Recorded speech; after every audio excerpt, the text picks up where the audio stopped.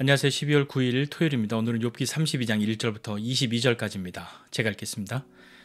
욥이 자신을 의인으로 여김으로 그 세 사람이 말을 그치니 람종족 부스 사람 바라겔의 아들 엘리후가 화를 내니 그가 욥에게 화를 내면 욥이 하나님보다 자기가 의롭다하며 또 세 친구에게 화를 내면 그들이 능히 대답하지 못하면서도 욥을 정죄함이라.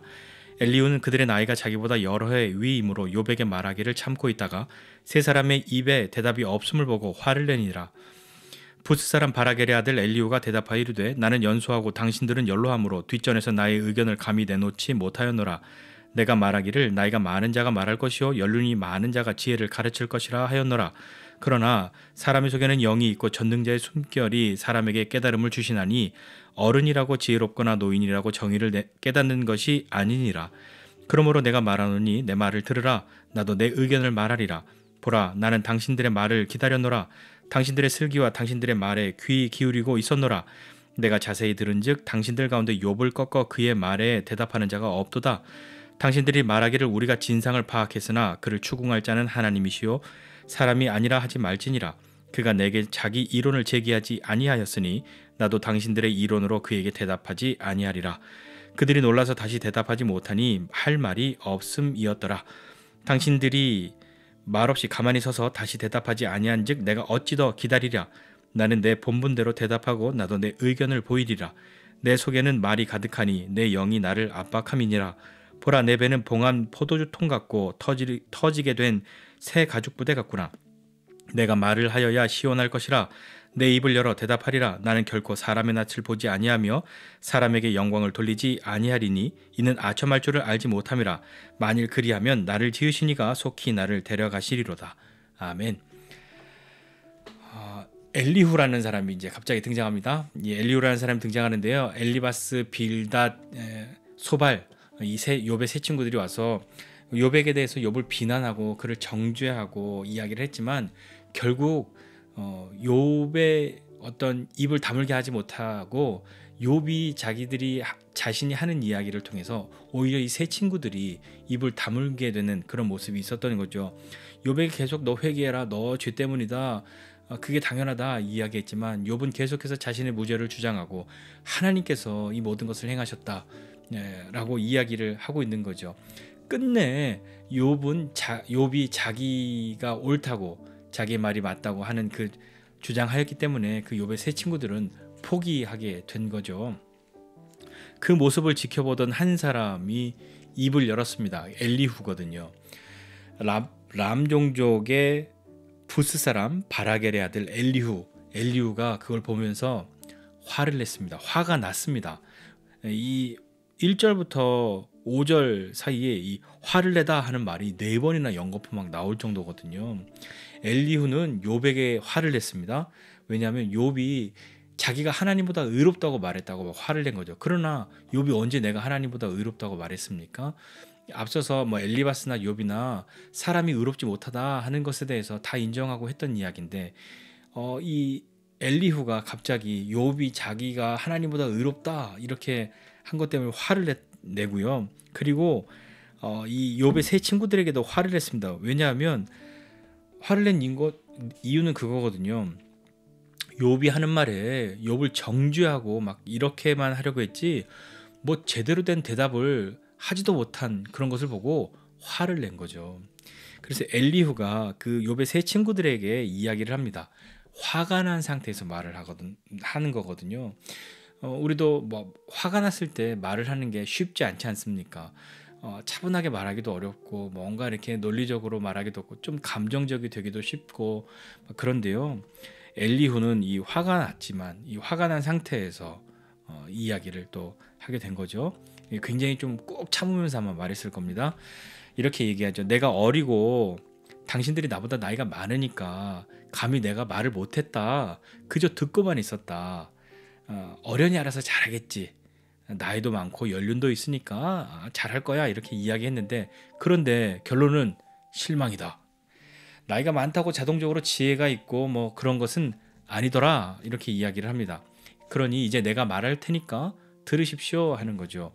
내가 가만히 들어보니까 당신들 중에 욥의 말을 꺾어서 이길 만큼 대답하는 사람이 없더군요 이야기하는 거죠. 욥이 반박하고 이야기하니까 아무도 그 욥의 이야기에 대해서는 반박하지 못하고 다른 이야기를 계속 똑같은 얘기 이렇게 반복하지 않았습니까? 하는 거죠.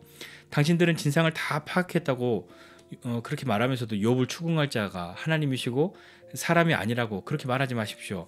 욥이 나에게 직접 말한 것이 아니니까 나도 당신들의 그런 이론으로 대답하지 않을 겁니다. 라고 말하면서 무엇인가 되게 새롭고 획기적으로 이 판을 뒤집을 만한 뭔가 한 방이 나에게 있다 하는 듯한 뉘앙스로 그렇게 이야기를 하고 있죠. 엘리후가 그 말하겠다고 하는 당신들의 이론이 아니라 내 말, 뭔가 좀 새로운 것, 이걸 엎을 만한 뭔가 좀 전환을 일으킬 만한 그것이 무엇인지 그 다른 이야기를 하겠다고 이야기하는데 그것이 무엇일까요? 이제 좀 길게 이제 앞으로 몇 장에 걸쳐서 이야기가 나올 텐데요. 엘리후가 욥의 세 친구들에게 말합니다. 당신들이 말 못하고 가만히 이렇게 서 있기만 하고 대답도 못하니까 내가 어떻게 더 기다릴 수 있겠냐. 나도 내 본분대로 대답하고 내 의견을 보이겠습니다. 이렇게 얘기합니다. 내 본분대로 대답한다. 이 말은요, 나도 그렇게 말할 자격이 있다. 나도 그렇게 해온 사람이다. 그렇게 할 수 있다. 그런데 내가 좀 참고 지켜봤는데 당신들 안 되겠더라 하는 그 이야기를 하고 있는 것이죠. 내 속에는 할 말이 가득하고 더 이상 참을 수도 없다. 마치 새 술이 이 새 부대에 있는 것처럼 이게 터져서 곧 터질 것처럼 부풀어 올라서 말하지 않고는 내가 견딜 수 없고 터질 것 같고 도저히 참을 수 없으니까 내 이제 마침내 말한다 하면서 내 말은 어떤 말이냐면 나는 결코 사람의 낯을 보지 않을 것이다. 그러니까 사람의 얼굴 안 본다는 이야기는 내가 뭐 누구 편들거나 그러지 않을 거다. 나는 내 말을 할 거야 하는 그 이야기를 하는 거죠. 그러면서 사람에게 영광을 돌리지 않습니다. 이 이야기합니다. 이 말은요, 뭐 누구 듣기 좋으라고 뭐 그런 이야기 하지 않을 겁니다 하는 이야기죠. 왜냐하면 나는 아첨할 줄을 모르는 사람입니다 라고 엘리후가 자기를 이야기합니다. 만약에 내가 사람의 낯을 보거나 사람에게 영광을 구한다면 나를 지으신 이가 속히 나를 데려가시기를 원합니다. 그렇게 데려가실 겁니다 라고 아주 호언장담을 합니다. 이 엘리후의 모습을 보면서요, 되게 겸손한 듯한 그런 말, 좀 이렇게 당신들이 나보다 나이 많고 나는 어리니까 그냥 가만히 있었습니다 라고 말하면서 뭔가 되게 겸손한 척하지만 겸손한 단어들을 나열했을 뿐이지 그는 겸손하지 않죠. 자신감이 아니라 오히려 그것을 뛰어넘고 대단한 어떤 뭐 자만심 같은 것, 나도 본분대로 내가 참고 있었는데 말이야, 내가 안 되겠어 하면서 그렇게 이야기를 하는 거죠. 자신이 모든 것을 다 좀 판을 뒤집어 엎고 결정을 짓고 결론을 내릴 수 있는, 내가 다 마무리하고 싹 정리할게 한 듯한 이 말과 태도는 여러분 어떠십니까? 이렇게 말하는 사람을 보면 굉장히 매력적으로 느껴지십니까? 어떠십니까? 한때는 뭐 그런 사람이 되게 매력적으로 느껴지기도 했는데요. 오히려 요즘에 저는 개인적으로 이렇게 말하는, 스스로 이렇게 말하는 분들을 만나게 된다면 오히려 경청을 불러일으키기보다는 피로감이 더 많이 생기는 것 같습니다. 뭐 이 뒤에 계속 이어서 보겠지만 욥이 모르는 것을 뭔가 새로운 것, 이 엘리후 스스로가 말했던 것처럼 뭔가 이렇게 내가 뒤집어 엎을 거야, 내가 확실하게 욥이 이런 말 못하도록 내가 해줄게 하는 그런 말은 사실 없어 보입니다. 또 보겠지만요, 이렇게 엘리후처럼 이렇게 말하는 부류들은요, 제 경험상으로는 거의 자신의 부족함이나 무지함 뭐 이런 것을 인정하는 것을 좀 그렇게 하시는 분들이 좀 많이 드문 것 같습니다. 그리고 더불어서 남의 이야기를 통해서 뭔가를 좀 배우고 그렇게 겸손하게 경청하는 그런 마음도 좀 많이 적었던 것 같습니다. 왜냐하면요, 제가 그랬기 때문인 거죠. 저도 그랬으니까요.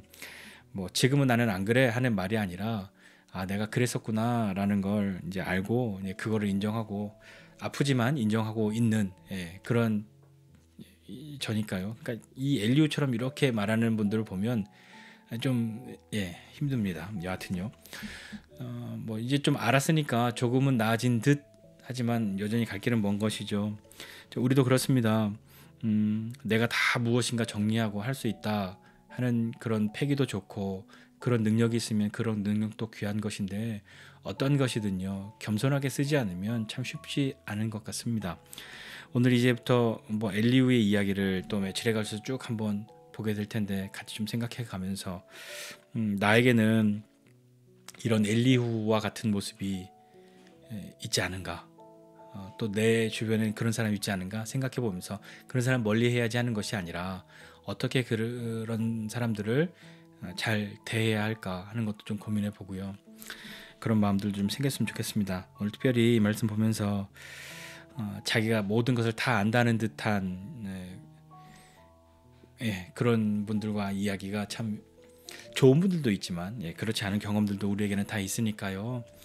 다시 한번 우리가 모든 것을 결정하고 최종의 어떤 권위자로 누군가의 옳고 그름을 판별하고 할 수 있는 그런 사람들이 아니라 다른 이야기를 하겠다고 그렇게 소리쳤지만 그닥 내가 하면 다를 거야 라고 말했지만 그렇지 않은 경험들이 우리에게도 있고 우리 주변에서도 많이 보아오지 않았습니까? 더욱 겸손하게 하나님 앞에 나아가고 더욱 겸손하게 사람들 앞에 나아가는 저와 여러분 모두가 되시기를 주님의 이름으로 부탁드립니다. 기도하겠습니다. 하나님 아버지의 은혜와 사랑을 감사드립니다. 하나님 우리에게 하나님 앞에 겸손하고 또 사람들을 사랑하고 또 사람들 앞에서도 겸손할 그런 마음을 우리에게 부어주시고 하나님 우리 스스로가 자고하여져서 겸손함을 잃어버리지 않도록 주님 우리를 붙들어 주시고 하나님 앞에 하나님의 마음을 알고 또 하나님이 주신 것들을 안다면 더욱 겸손하게 하나님의 마음으로 사람들을 향하여 나아갈 수 있는 우리 되도록 주님 은혜를 더하여 주시옵소서. 주님 새로움은 주님 앞에 있고 주님께 있고 모든 것을 결정하고 또 정리하고 일으켜 주시는 분이 주님이신 줄을 믿고 주님을 의지하는 우리 되게 하여 주옵소서. 감사드리고 예수님의 이름으로 기도드립니다. 아멘.